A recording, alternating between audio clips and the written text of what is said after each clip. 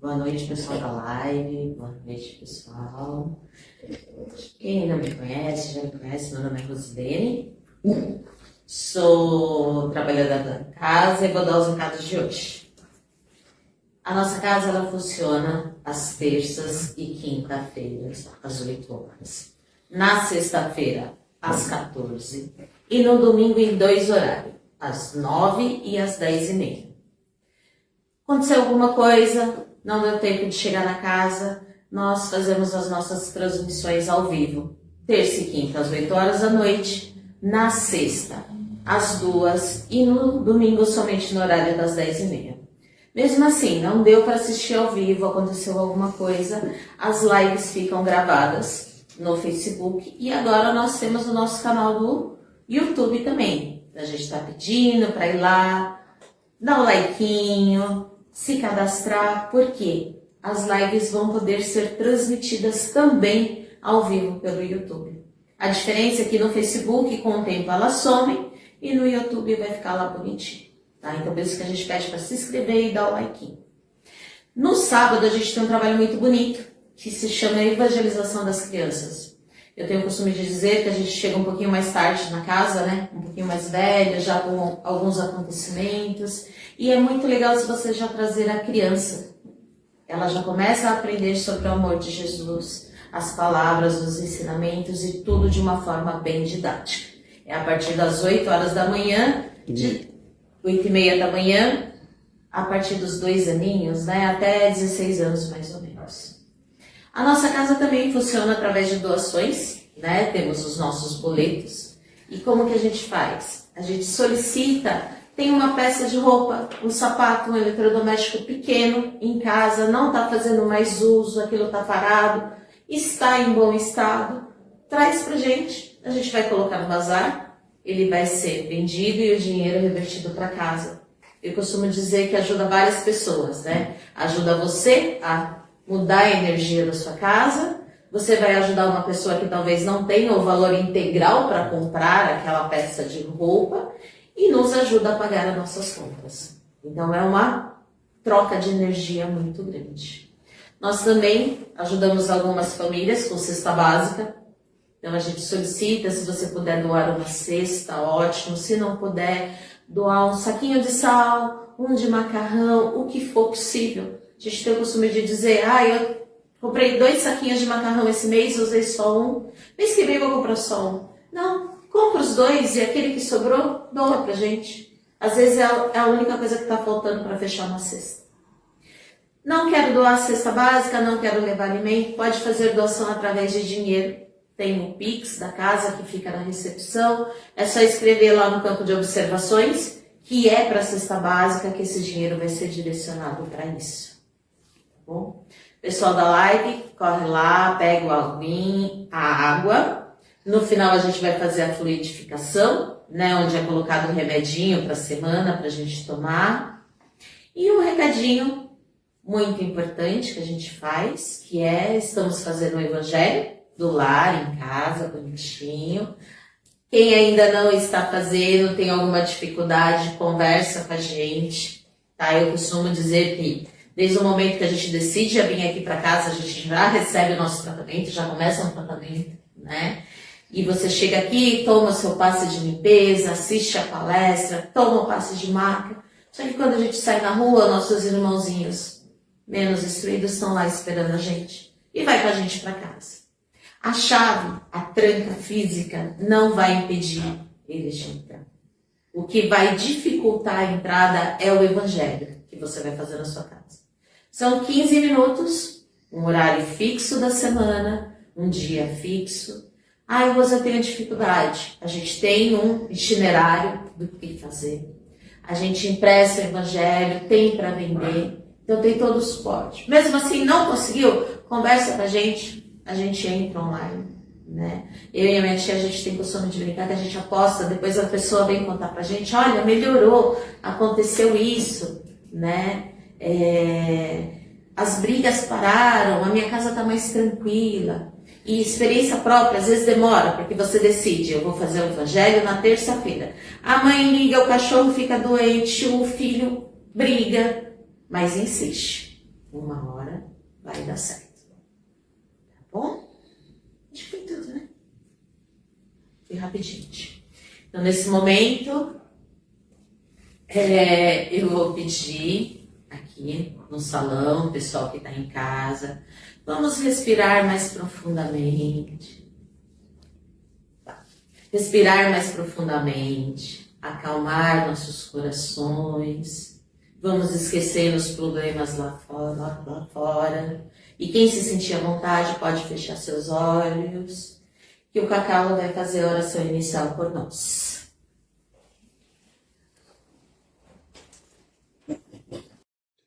Boa noite a todos, boa noite aos que estão presentes. Nesse instante vamos elevar o nosso pensamento, nos dirigindo às equipes espirituais que abençoam esse trabalho, essa casa, essas pessoas, a todos nós, solicitando a proteção e a companhia, solicitando a compreensão e, principalmente, que guiem os nossos pensamentos para o melhor caminho, o caminho do amor. E assim seja, graças a Deus. Graças a Jesus. Bem, agora vamos começar a nossa palestra, não é? Por favor. O nosso tema de hoje é a lição 171 do livro Palavras de Vida Eterna, escrito por Chico, inspirado por Emmanuel. Essa lição chama-se Paciência em Estudo. E por isso eu lhes peço que tenham paciência comigo, porque só assim aprenderemos a profundidade que Lucas traz no Evangelho. É na vossa paciência que ganhareis as vossas almas. Parece que isso aqui é um mapa do tesouro, né? Então começa a lição assim: todos necessitamos de paciência, uns para com os outros, mas compete-nos igualmente a todos estudar a paciência em sua função educativa. E o que isso quer dizer? Isso quer dizer o seguinte: à luz do Espiritismo, a paciência é o verdadeiro caminho da evolução da alma. O impaciente, sua alma, tem dificuldades nos processos evolutivos, em crescer, em progredir. Por quê? Toma-se decisões arbitrárias, sem pensamento, sem muito toma lá da cá. Né? Então, isso vai fazer com que, boa noite, com que a nossa evolução, com que possamos transformar as nossas dificuldades da vida em aprendizado. Isso é um segredinho muito importante, porque se eu não faço essa transformação, é como se eu tivesse uma mina com a água que está suja. O que eu faço para poder beber essa água? Eu transformo ela numa água limpa, eu filtro. Essa transformação vai fazer com que a gente receba as dificuldades, mas leve elas no sentido de aprendizado. Então é tudo muito mais suave. E vai fazer com que nós aprendamos a adotar compromissos, né? A desenvolver a disciplina interior. Sem paciência não se desenvolve disciplina. Não se pode ser educado e nem educar. São sistemas que dependem de uma paciência. E ela é, para a gente não esquecer, é uma grande manifestação de serenidade.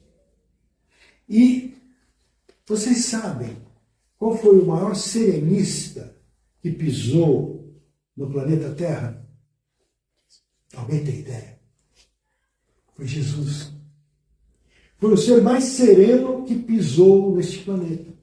Então aprendamos com ele, né? Porque a serenidade é calma, a serenidade é aprovação, é equilíbrio, ela é harmonização, ela não é apoio à delinquência. Serenidade é o que nos faz caminhar com segurança. Porque, veja, nós escolhemos caminhos todos os dias na vida. Ninguém sabe exatamente se o caminho foi certo ou foi errado. A gente tem uma ideia de que escolheu certo. Mas mais importante do que isso é caminhar com segurança. Porque se eu escolhi errado e caminho com segurança, eu consigo corrigir. Então, essa é a verdadeira paciência. É a capacidade de verificar a dificuldade ou o desacerto e corrigir. Eu vou ter esse tempo, né? E aí, gente, em todos esses aspectos da paciência, nós podemos recordar Jesus. Veja, Jesus, muitas denominações religiosas nos trazem o Mestre como o Salvador. Não deixa de ser. Mas, do que eu chamei agora? Mestre. O mestre faz o quê? Ensina. Então, o que nós temos que entender de Jesus? É o aprendizado. É o que ele veio nos ensinar. É isso que salva. Quando ele diz, eu sou a verdade e a vida, o caminho, a verdade e a vida, é isso. Né? Então, a gente vai destacar aqui que Jesus aponta a paciência como o verdadeiro caminho de evolução espiritual. Né? Por quê? A paciência vai auxiliar, vai ajudar a desenvolver caráter, controla os nossos impulsos, vai desenvolver e fortalecer a fé. Porque quem espera com paciência fortalece a fé. Fortalece a fé no tempo de Deus. Nós ficamos esperando, pedindo as coisas no nosso tempo. E o verdadeiro tempo é o tempo de Deus. Só com paciência vamos compreender isso. Promove amor ao próximo, fortalecendo a aceitação das fraquezas alheias. Se eu não tenho paciência, eu não aceito a fraqueza do meu próximo. Auxilia na realização de um propósito mais glorioso, permitindo um trabalho mais voltado para nós mesmos. É a verdadeira conquista da alma. Então, nesse mundo, o Mestre, ele traz essa virtude da paciência como um paradigma, que é justamente para que a gente consiga entender Jesus e segui-lo. Veja, não é... Eu tenho uma concepção bastante interessante sobre Jesus. Jesus era capaz de enxergar o avesso das pessoas. Ele olhava para alguém e enxergava o avesso. Eu creio que se desenvolvermos essa capacidade, que certamente possuímos, nós vamos não só ser mais felizes, como construirmos um mundo mais feliz. E esse é o nosso caminho, né? Porque Jesus, quando eu digo que ele conseguia ver o avesso das pessoas, ele é um modelo perfeito de paciência ativa. Já ouviram esse termo? Paciência ativa. É justamente a paciência, mas ela é viva, ela é ativa. Ela não é aquela paciência de sofá. Ela não é aquela paciência da sombra e água fresca. Ela é uma paciência que, com essa paciência, você trabalha, você produz, você cuida, você ama, você faz tudo o que tem que ser feito. Ele foi o modelo mais perfeito. E quando eu digo paciência ativa, eu posso justificar algumas coisas da seguinte maneira. Ele suportou perseguições, traições. Ele nunca deixou de seguir o seu caminho. Ele nunca se desviou, mesmo sofrendo as agruras da vida. Por quê? Ele mostrou ali naquele momento que a impaciência gera sofrimento. Vocês vão de convir comigo que todo ser impaciente sofre o tempo todo. Aquele que esbanja, transborda, transpira paciência, não sofre. Ele gera uma libertação interior. Eu creio que essa é o grande aspecto, né? E voltando aqui para a lição do livro mesmo, pegar um trecho aqui, onde no livro menciona-se que Cristo se revelou tão paciente que não hesitou em regressar depois da morte ao convívio das criaturas humanas que o haviam abandonado. Então, ele foi tão paciente que depois de ser crucificado, retornou às criaturas. Ainda assim, é forçoso reconhecer que ele se materializou perante quem? Perante os seus discípulos, que, em sua maioria, podiam ser iletrados, medrosos, mas suficientemente sinceros para continuar aquela obra libertadora. Ele não foi se materializar para Pilatos, para algum centurião romano, para o membro do Sinédrio, nada disso. Para quem que ele se materializou? Para aqueles mais simples, para continuar a obra, né? E após a morte, então, ele retorna aos discípulos humildes e sinceros, e não aos fariseus endurecidos pelo orgulho. Isso é um detalhe bastante emblemático e importante, porque em momento algum Jesus deixou de ser, embora brilhasse como uma luz do sol, ele deixou de ser uma luz que acalma, que acalenta, que nos dá segurança e amor. Ele consegue ser grande e pequeno ao mesmo tempo, o tempo todo. E isso mostra, então, que a paciência está unificada com a esperança e o amor. Porque se Jesus retorna por quê? Porque tem esperança. Retorna por que motivo? Porque amou, porque ama e porque sempre vai amar. E ele retorna para quê, gente? Para indicar o melhor caminho. Por isso que é chamado de mestre.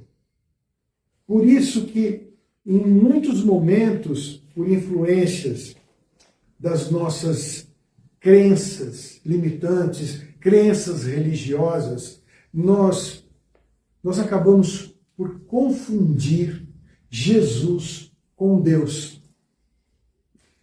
É que a gente pega Deus e humaniza, pega Jesus e diviniza.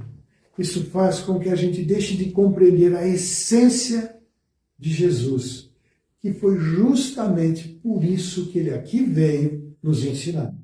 Né? E para que compreender a essência de Jesus, a paciência de Jesus?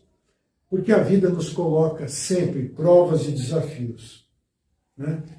Vocês já ouviram falar de uma frase de Luiz Fernando Veríssimo, onde ele diz que quando achamos que temos todas as respostas, vem a vida e muda todas as perguntas. É para isso que a gente tem que entender essas dificuldades, essas provas, porque as perguntas estão sempre mudando. Né? Nós vamos ter dificuldades no lar, dificuldade no trabalho, no convívio humano, em todos os nossos relacionamentos, faz parte do nosso curso de formação de ser humano.